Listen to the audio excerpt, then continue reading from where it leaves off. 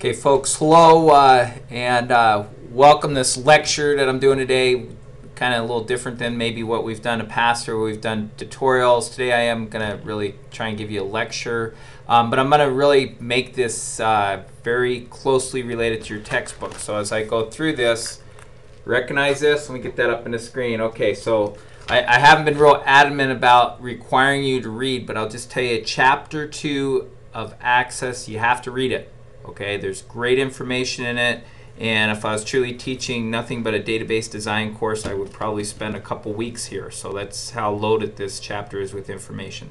All right, so let me get started here, and we're going to be designing databases. We're going to start to really differentiate between when we'd use a Excel spreadsheet or a Word data table or our old ledger pad versus the true power of a relational database. And my thought on this is that probably 90% of your desktop Office users don't understand Access, and it's it's just a lack of understanding of how databases and their design works. Okay, so bear with me through this first lecture here. What I'll do is I'm going to follow through. I'm going to start on page 736 of your textbook. I'm going to follow through some of the concepts there.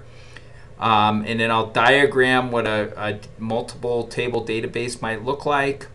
And then we'll, in a future lecture here, or actually webcast, I'll go ahead and design the same database they have in your textbook here using Microsoft Access. All right. So I'll flip screens here. I got just a couple of slides here. And one of the I guess really useful components of this chapter is that Grauer gives you a set of 6 guidelines here to follow, and he's pretty much right on the nose with this stuff here. So let me run through these quickly, and again, these start on page 737. Number 1, make sure that you include necessary data. In other words, don't collect data that you don't need. And if I'm in this example that we're going to be looking at, we're looking at customers at a bank, and we're trying to create accounts for them, and we'll actually come up with 3 different tables. The outline for this is listed on figure 2.1 at the top of page 737. And I'll just give you an example here. If I'm collecting banking information on customers, one of the data items that probably is not relevant is maybe their height or their weight or their eye color. I don't need those physical characteristics there. So include the information that you need. And one of the data items I see missing here is probably there's no social security number. All right, so make sure you have the necessary data, but don't collect data you don't need. Guideline number 2, recognize that when you create any type of information system, they tend to persist. And what I mean by persist is that they're going to be around for a while. So when you design it, think of what your needs are now, but also look at the future. Okay? The third recommendation here is it says to store data in its smallest parts. And when we collect data in tables. And another word that we're going to use interchangeably in our discussions here with tables is the word entity. Okay, so if you think of an entity is a person, place, thing.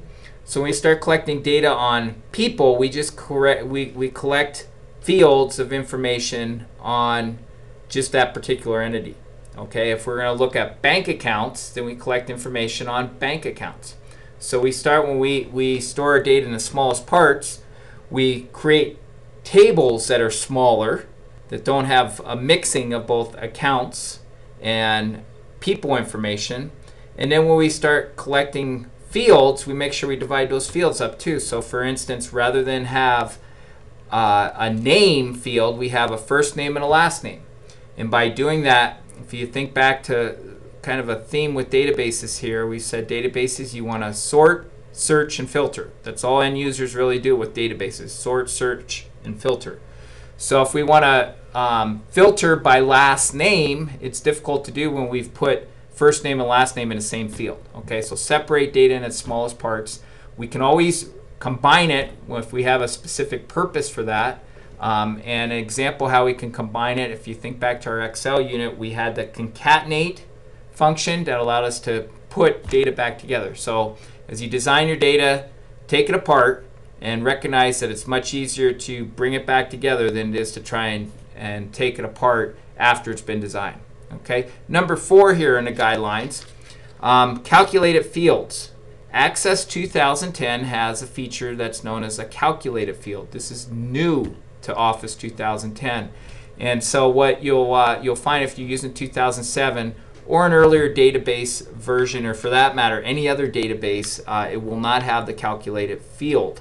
Honestly, I'm a little skeptical about this, and I hope Microsoft isn't off running off and doing their own thing.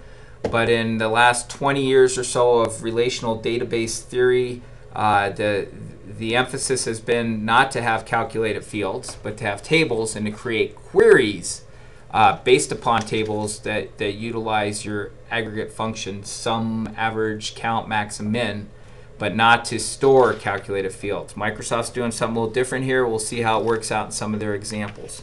Okay. Number 5, design to accommodate data arithmetic. All right, and I'll give you an example of this. Rather than store people's age, store their date of birth. Okay, because we all, in that example, we all age. We're aging right now. We might have a birthday tomorrow, might have one 6 months from now. And if I'm tracking data about how old somebody is, it's much easier for me to do some data arithmetic and compare today's date versus their date of birth to come up or to derive their date of birth rather than to keep updating their age. Okay. And number 6, once we take tables and we divide them up, we can combine them using common fields. Okay. And the point here, when we start looking at splitting these tables up, by doing so we avoid data redundancy. Okay. And data redundancy means that we're storing the same piece of information multiple times. So if I'm looking at the schedule, the academic schedule, I'm registering for classes, I might find the same instructor is teaching a half dozen classes, and if I misspell his name once, we can correct it in one place. We can correct it, for instance, in our instructor information table rather than have to correct it 6 different places. Okay, so what we do is we separate data again. We separate data into tables, and then we connect them using common fields. All right, we'll look a little more in that example as we move forward here too. Moving on here with when we create our tables, and I'm moving on here into page 740 and 741, and then we'll come back and look at these examples, such as the one in Figure 2.2, where we have our 3 tables that we're going to use in our example here. Take a look at Figure 2.3. We start creating a table, and when we create tables, Access allows us to create the table in Design View, and then we actually view the table in Datasheet View. All right, and this Figure 2.3 on page 741 shows Design View. And so the question comes, can we have a database that doesn't have any data in it? And the answer is absolutely. In fact, when we first create databases, we create the structure, the logical structure of the database prior to putting any data in it. Okay? So as we look at, and again, we're separating the difference between an Excel table and a Microsoft Access table. So in this Figure 2.3 here on page 741, you can see the first column here lists all the fields in the customers table, and then the second column lists the data type. And if you think back, data type is not a new idea for us. We discussed data types with spreadsheets, and we said we have 3 different data types with spreadsheets. We can put in a cell, we could put text or labels, okay, which are text-based data. Our second type of data that we can use in a spreadsheet is numbers. So we could put numbers in there, and they differentiate, right? And then the third type of data we can put in a spreadsheet are formulas or functions, okay? Well, we can become even more specific in Microsoft Access, where our data types they can include text-based data. In fact, if you flip over to page 742, here's a long list under the big blue table that says reference of data types and their different uses. So we can have numbers, we can have text, and we can have memo. If you take a look at the difference between text and memo, text has a field length of 255 characters, while memo is more extensive and it has a potential for 65,536 characters. Okay, a character is a letter. All right, so if we want to do something more extensive, we'd use a memo or text. Now recognize too, if we want to truncate, or we want to have like maybe first name be less than 255 characters, we have the granular control to make that smaller too. Okay, so read through this this reference that's provided on page 742. All right, let me get my next definition here. Primary key. Every table in a database should have a primary key. It's not required in Microsoft Access, but recognize what a primary key does. It uniquely identifies one record from any other record in your table. All right, let me give you some examples of some primary keys. In a university system here, we all have 790 numbers. That is a primary key that uniquely identifies me as an individual from any other individual in the Banner database at the university. Okay, primary key. We have other fields we could utilize as a primary key. I'll give you two examples. One is my net ID. When I log on to Blackboard or my email or any of those other systems, my net ID uniquely identifies me from any other person in the system. A third candidate for primary key in the university system would be my email address, which is interesting because email addresses are unique. There's no other individual in the world that has the same email address as the one that I have. Okay, so those are three examples: 790 number, net ID, or email address that could all be used as a primary key. All right. The other, I guess, more confusing idea is what a foreign key is. All right. So when we take databases and we have multiple tables, we sometimes will create a table that will link these guys together. And if you look over at the top of page 743, there's an example here of a bunch of speakers who will be presenting at a conference, and here's their contact information. Now, the other characteristic is that some of these speakers will give a talk at more than one presentation. And right away, one of the unique identifying characteristics you'll see as you go through this table is that you see these little plus signs on the left-hand margin. And as you click on those, let's go down to the next table, figure 2.6 here. If you click on those, you will see that they open up another table, a related table. Okay, so the speaker, and they have here your name, first and last name, but speaker ID number 1 actually will give 5 different talks. Okay, so here is the associated records with those. Now the speaker ID in the table speakers is a primary key. Session speaker ID is a foreign key. Okay, and a foreign key, by definition, is a primary key in another table. Okay, so look through this example. It sounds a little confusing at first, and see if you can derive the general concept of that. Okay, let me jump on to these other two ideas, and then I want to illustrate this in an example. I have some database design software that I'll actually use to demonstrate it. Okay, when we create a table in Microsoft Access, we have two different views. One is known as the Datasheet View, and the Datasheet View actually shows me a table like I would maybe see in Microsoft Excel. In other words, that would be all the fields and actually all the data inside of it too. Okay. The other type of view I have is a design view, and design view is what we looked at, and we'll do a little comparison here on page 741. Where we're actually designing the table and we have field names and data types. Okay, that's design view. Over on page 744, figure 2.7, okay, this is datasheet view, and this is the same table, but on page 744 it's actually showing the records that are contained in that database. Okay, so read through that. The last I guess concept here involves field properties, And these are covered, there's actually a nice big fat blue table on page 745 here. It's a reference. It says access property types and descriptions. Okay.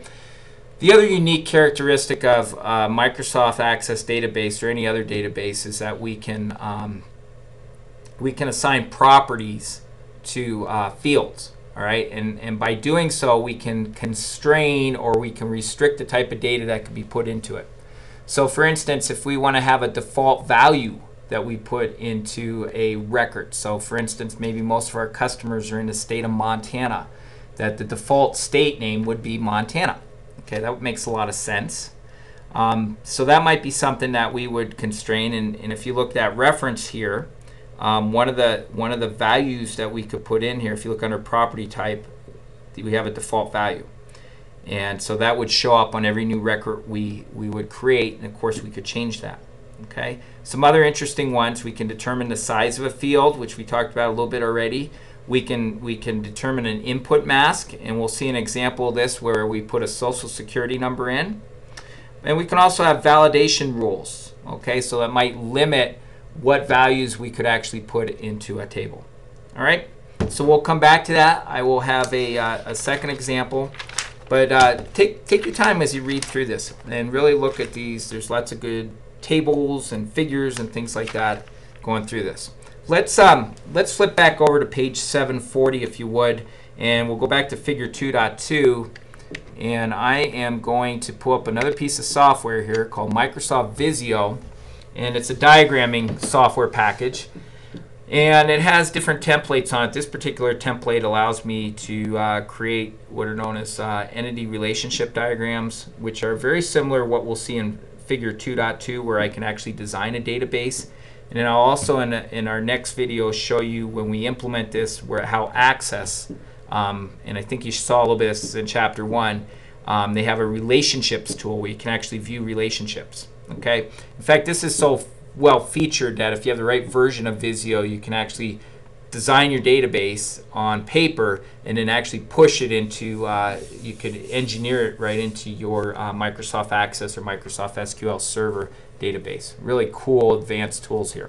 All right, so I'm going to grab, let me grab an entity here. And an entity, again, is another word for a table. Okay, so I have a table here, and I'm mimicking what we see in figure 2.2 on page 740. All right, so first I'm going to give the table a name. And in our example, ours is customers. Okay, and then I'm going to start putting some field names in here. Okay, so my field name here, my first one is going to be customer ID. Okay, and I want to recognize this as a, well, let's look at a data type. My data type here, my customer ID is going to be an integer. So I'll go down and find that. Okay, and then I'm going to make that a primary key. Remember, primary key uniquely identifies this record from any other record in my database. All right, so now wait a minute, look at my table. I'm going to take the table that Grauer did an okay job with, and I'm really going to kind of soup it up here so it actually has all the information I need to design my database. Okay, so there's my customer ID. All right, and then I can put in my first name, last name, all those things. Okay, so let me put in, there's my first name, and then I can control how many characters it is. Okay, so I can make it, and what I'm going to do, I'm just going to make this text value because that's what Microsoft Access does. But again, I can control, you see how it says text 10? Let's change the size on that. Okay, so rather than have it 10, because I can make it 10 characters. Whoops, let me go back down here.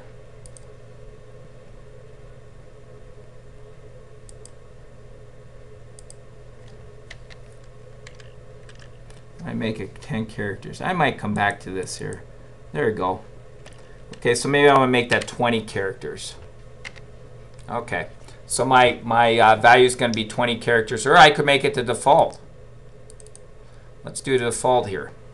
Turn 56. Isn't that what we generally have with a text data type? Okay.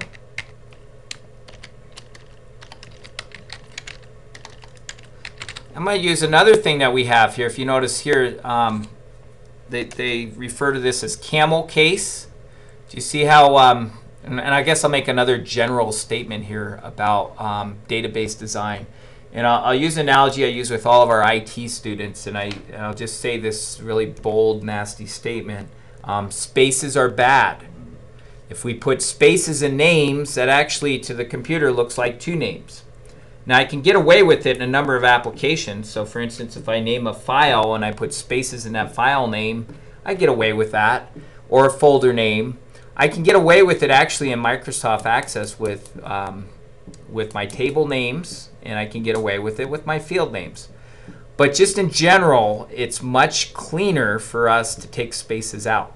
Okay, and Camel Case, which they talk about in your textbook here, is using uppercase, and we're starting to see this a lot with domain names actually, because everybody's getting these great big enormous domain names, and they all mean something, but because they might be 15 characters and they might have 3 words, and you cannot put spaces in a domain name, they'll go through and they'll use Camel Case, where they capitalize each of the words. Okay, so let's go back and do that for first name here too. We use Camel Case. You know, another way we could do this is we could also put, do you see I put an underscore in there? That's a character, that's not a space. That's another way that this can be utilized too. Okay, so we'll stay with Camel Case because that's what your textbook talks about. Change this to text, and we'll make this one 256 also. Okay, and let me put a couple more in here. Let me put my state. And state, I can probably have a text value that's only 2 characters. All right. And let me put my social security number. Okay, and that's going to be an integer. Okay. So I've truncated. I don't have all the fields that you'll see in your book, but you get the general idea here. Let me create a branch table. So this would be a bank branch. I'll put this over here. I'll go ahead and name it branch. Actually, I'm going to call it bank branch. I'll use my Camel Case again here. Let me design the different fields here. So I'm going to have a branch ID or branch number. And that again is going to be an integer. And that will be a primary key. All right. And then some characteristics that they have with a branch. They probably have a physical address or location. Okay. We call it text. Make that 256 characters. And then a manager. And text. I'll make that one 256 also. Okay. So I have, and again, these are subsets. I have my customers table, I have my bank branch table, and let's create an accounts table now. All right, and that one's going to be a little different because that actually joins, and you can see in the green lines in your textbook, it joins, it connects a customer with a bank. And if you think about this problem, if you really understand the data here, and you think about it, is it possible for a customer to have more than one account? And the answer is yeah, absolutely. A lot of us have a checking account and a savings account, and they're not linked in any way, or maybe we have a business account or our personal account. So as we get to kind of thinking of how our data needs to come together here, it makes sense that we have an account. We can actually have an account at one bank branch and an account at another bank branch. I mean, that's normal, right? And a bank branch hopefully is going to have more than one customer. All right. So as you start to think through this, this is why we have, and we call these join tables. But I'm going to have is in our textbook here, my accounts table. And then I'll go ahead and populate it with an account ID. And we'll make that an integer also. And we'll make that our primary key. Okay, now I'm going to introduce a couple of foreign keys here. All right, so I'm going to have my customer ID. All right, and again, that'll be an integer.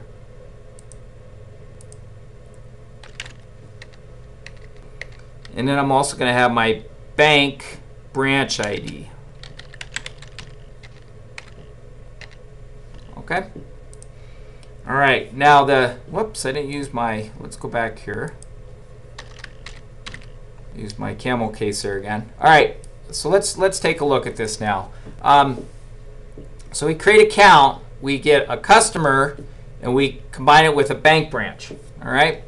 So we have a relationship that exists here, and I'll pull out a little tool for creating a relationship, and I want to connect a customer, which is a person, with an account. And I want to also connect a bank branch with an account. Whoops, did I get that on there? I think I have that on there, right?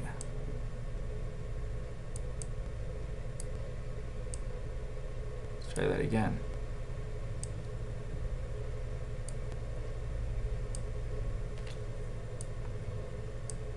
There we go. Okay. So now here's my design. When a customer goes to bank branch, they create a new account. And if you notice here, do you see how automatically I have these set up as foreign keys? So my customer ID, which is a primary key in my customers table, becomes a foreign key in my accounts table. And then my bank branch, my branch ID, which is a primary key in the bank branch table, becomes a foreign key in my accounts table. Okay, so I'm going to stop here, and in my next example what I'll do is I'll go ahead and I'll implement this in Microsoft Access.